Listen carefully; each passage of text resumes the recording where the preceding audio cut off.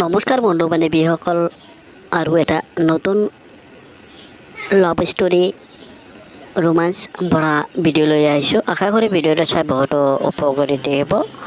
গৰমত পিছলাকেইটা ভিডিঅ'টো মই মোৰ পত্নী ৰীমাৰ লগত তাইৰ ঘৰলৈ গৈছিলোঁ। বিয়াৰ 15 দিন পিছতে নতুন দৰাই কন্যাক প্ৰথমবাৰলৈ গৈছিলোঁ। কন্যাৰ মাকৰ ঘৰত পৰিয়ালৰ বুলিবলৈ ৰীমাক মাকক আৰু ডাইভৰ্চ হোৱাৰ ভায়েকৰ এজন আছিল। ভায়েকৰ 5 বছৰীয়া ল'ৰা সন্তান এটাও আছিল। ক'বলৈ গ'লে ৰীমাৰ ভায়েক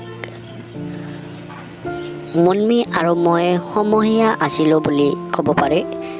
ৰীমা মোতকৈ 8 বছৰ সৰু আছিল। মুনমিৰ মদাহী গিৰিয়েকে হেনো তাইক বহুতো অত্যাচাৰ কৰিছিল, যাৰ কাৰণে ঘৰ এৰি তাইক গুচি আহিছিল। শহুৰৰ ঘৰ ডিব্ৰুগড়ৰ ভিতৰুৱা গাঁও এখন আছিল। এদিনাখন সন্ধিয়াত মই ৰীমা মোৰ ভায়েকো মুনমিয়ে টাউনলৈ আহিবলগীয়া হ'ল কাম এটাত।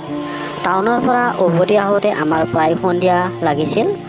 মুনমিহঁতৰ খুৰাকৰ ল'ৰাৰ বাইক এখন লৈয়ে আমি গৈছিলোঁ। বহুতো কথা কৈছিল। মুনমিয়ে সিদিনা মোক কেনেকৈ তাইৰ মদাহী গিৰিয়েক মদ খায় সেই বিষয়ে কৈছিল আৰু তাইক গোটেই ৰাতি মাৰধৰ কৰিছিল। কথাবোৰ কৈ মোৰ পিঠিৰ মূৰটোত থৈ মুনমিয়ে কান্দি দিছিল। উপায় নাপাই বাইকখনত পথাৰত ৰাতিটো ৰখাই লৈ মুনমিৰ হাতখন ধৰি কান্দিবলৈ মানা কৰিলেও যদি বেয়া লাগিছিল তেনেকৈ দেখি কান্দি কান্দিয়ে মুনমিৰ মোৰ বুকুত সোমাই পৰিল। যিখিনি ঠাই মই বাইকখন ৰখাইছিলোঁ সেইখন ঠাইখনৰ চৌদিশে কেৱল পথাৰ আছিল। মানুহৰ ঘৰটো দূৰৰ কথা, দূৰলৈ এটা পানীও চকুতো পৰা নাছিল। মুনমিৰ চকু পানীৰে মোৰ চোলাটি ভিজি গৈছিল। পাহৰি গৈছিলোঁ তাই মোৰ পত্নী ৰীমাৰ নিজৰ ভাইক সাৱটি লৈ তাইক পাৰে কান্দি ল'ব দিছিল মোৰ বুকৰ মাজত। এটা সময়ত তাই শান্ত হৈছিল। কাপোৰ কানি ঠিক ঠাককৈ কৰি আমি পুনৰ বাইক ষ্টাৰ্ট দিছিলোঁ, কিন্তু আমি ঘৰ অহা নাছিলোঁ। মুনমিয়ে কোৱামতে বাইকখন চলাই নি আমি এটুকুৰা নিৰ্জন ঠাইত গৈ ৰখিলোঁ আৰু এটা সময়ত হেনো তাত কিবা এটা কাৰখানা আছিল আৰু জনাজীৰ্ণ অৱস্থা পৰি আছিল কাৰখানাৰ ঘৰবোৰ। মুনমিৰ মুখত গম পাইছিলোঁ যে কাৰখানাটোৱে হেনো 15 বছৰ আগতে বন্ধ হৈ গৈছে। আমি গৈ কাৰখানাটোৰ একেবাৰে শেষৰ যিটো অংশ বা শেষৰ মূৰ পালোগৈ। জোনাকৰ পোহৰত চব ফটফটীয়াকৈ দেখি আছিলোঁ। মই কিবা কোৱাৰ আগতে মুনমিৰ পুনৰ মোৰ বুকুত সোমাই মোক সাৱটি ধৰি উপচি উঠিল। ময়ো মুনমিৰ গাৰ জোৰকৈ সাৱটি ধৰিলোঁ। পাহৰি গ'লোঁ মই মুনমি আৰু মোৰ সম্পৰ্কটোৰ কথা। শহুৰৰ ঘৰ অহাৰ দিনাৰ পৰা ৰীমা আৰু মই বেলেগকৈ হৈছিলোঁ। নাৰী দেহৰ পৰশ মই সকলো পাহৰি পেলালোঁ। মুনমিৰ ওঠত মই মোৰ ওঠ জুৰি হেঁচি ধৰিলোঁ। তাইও মোক ক'ব নোৱাৰা মই গ'লোঁ। দুয়োৰে ওঠ চুপি ধৰিলোঁ। ষ্টৰী বয় বৰগীচ উমান সোমাই দিয়া জিভাখন ৰাতুল টানি টানি মই মুনমিৰ সেই ৰাতটো কটাই দিলোঁ মুনমিৰ লগত। ওঠ জুৰি চুপি খালোঁ। ইটো সিটোকৈ পাগলৰ দৰে চুমা খালোঁ। এখন হাতেৰে মই মুনমিক সাৱটি ৰাখি আনখন হাতেৰে তাইৰ পকৰাটো মোহাৰি দিলোঁ। যথেষ্ট ডাঙৰ আছিল তাইৰ পকৰাটো। পিঠিৰ পৰা হাত আনি এইবাৰ দুয়োখন হাতৰে মই তাইক পকৰটো মোহাৰি দিলোঁ।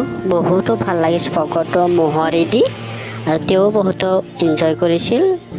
মুনমিয়ে এখন হাতেৰে পেণ্টৰ ওপৰত মোৰ বাৰীডাল খামুচি ধৰিলে। মুনমিয়ে পিন্ধি থকা চুৰিদাৰ পেণ্টৰ গাঁঠিটোৰ কাৰণে মই হাতখন ভিতৰত নিয়াত অসুবিধা পাই আছিলোঁ। মোৰ মনৰ কথা তাই চাগে বুজিছিল। পেণ্টৰ গাঁঠিটো খুলি দিছিলোঁ মই নিজেই। তাই নিচেই সকলনি পৰিছিল আৰু তাইৰ পেণ্টটো সময়ত নষ্ট নকৰি মনমীৰ পেণ্টটো খুলি তাইৰ মংগলহৰ ৰঙা গলংটোটিৰ মাজত মোৰ মুখখন হেঁচি ধৰিলোঁ। চেপা মাতেৰে মনমীয়ে চিঞৰি দিলে, উহ! বালেৰে ভৰ্তি মনমীৰ বুচখনৰ পাহি দুটাৰ মোৰ ওঠৰে চেপি ধৰিলে।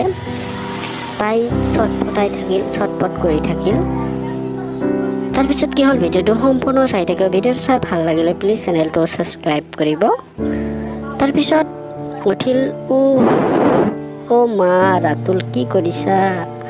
কৰংগৰ দুটাৰ মাজত মোৰ মুখখন চেপি ধৰি তাইৰ ময়ো জিভাখন যিমান পাৰোঁ সিমানে গাপৈতেৰে চেপি ধৰিলোঁ। মোৰ লেলেইটোৰ ভৰি পৰিল মনমীৰ ভোজখন চুপি চেলেকিৰে বিজলোৱা কৰি মই সেই বিজলোৱা পানী তাৰ পৰা ওলাই দিলোঁ। বিজলোৱা কৰি তাৰপিছত পেলালোঁ মনমীৰ ভোজখন। তেনেকুৱা ঘৰ গৈ নোপোৱা দেখি পত্নী ৰেমাই ফোন কৰিলে। মই বাইকখন বেয়া হোৱা বুলি মিছা মাতিছিলোঁ, লগতে গেৰেজ ঠিক কৰাই আছোঁ বুলি গৈ পোৱাতে পলম হ'ব বুলিও ক'লোঁ। ফোনটো কাট কৰিও মনমীলৈ চোৱাত দেখিলোঁ মই মজিয়াতে শুই আছিলোঁ। সেই মজিয়াত শুই থাকোঁতে আকৌ মনমীৰ লগত মোৰ লগত কি হ'ল সম্পূৰ্ণ চাই থাকক ভিডিঅ'টো। তাৰপিছত ভৰিকেইটা মেলি ভোজখনত আঙুলি ওলোৱাৰ সোমোৱা কৰি আছিলোঁ। মই নিজৰ গোটেই কাপোৰ খুলি পেলালোঁ আৰু মনমীৰ গাত অকল চুৰিদাৰৰ ওপৰতো আছিল তাতকৈ সম্পূৰ্ণ উলংঘা কৰি তাইৰ গাৰ ওপৰত শুই দিলোঁ। দুটা উলংগ দেহ এটা হৈ পৰিল। বহুতো মৰম কৰিলোঁ দুয়োজনকে। দুয়োকে চেলেকি কৰি তিতাই দিলোঁ ইজনে আনজনক। মনমীয়ে কাষত লদিৰ নম্বৰক কটা নাছিল, কাষতে চেলেকি নাকে মুখে সোমাইছিল নম্বৰ। এপাকত তাই মোৰ গাৰ ওপৰত উঠি লৈ মোৰ কাণে কাণে ফুচফুচাই ক'লে, এতিয়া তোমাক মই সুখ দিম, যিটো সুখ তোমাৰ পত্নীৰ পৰা তুমি পোৱা নাই চাগে। সঁচাকৈ তাই যিটো কাম কৰিছিল, বহুতো জোৰ কৰিও পত্নী ৰীমাক তাই সেইটো কৰাব পৰা নাছিলোঁ। মোৰ বাৰীডাল চালচটা তালকৈ নমাই মনমীয়ে মোৰ বাৰীডাল মুখত সুমুৱাই ল'লে। মোৰ গুটি দুটা মোহাৰি তাই বহুতো এনজয় কৰিছিল। মোৰ বাৰীডাল খুবেই চুহিলে, পেচাব কৰা ফুটাটোৱে তাই চুহি দিলে নিজিবাৰে লিলিকলি কলাই দিলে। পাগল হৈ গ'লোঁ মই। মনমীৰ চুলিকে পাক মাৰি হেঁচি ধৰিলোঁ। মোৰ বাৰীডাল তাইৰ মুখৰ ভিতৰৰ, তাইৰ মুখতে থপটি কেইটামান বাৰী চিধাকৈ খুৱাই ভৰি দুটা অলপ দাঙি মেলি লৈ ভোজখনৰ ফুটাত বাৰীডাল লগাই ঠেলি দিলে। ষ্টৰী বয় পকেটিভ। এনেদৰে তাই ভোজখন চপচপাই আছিল।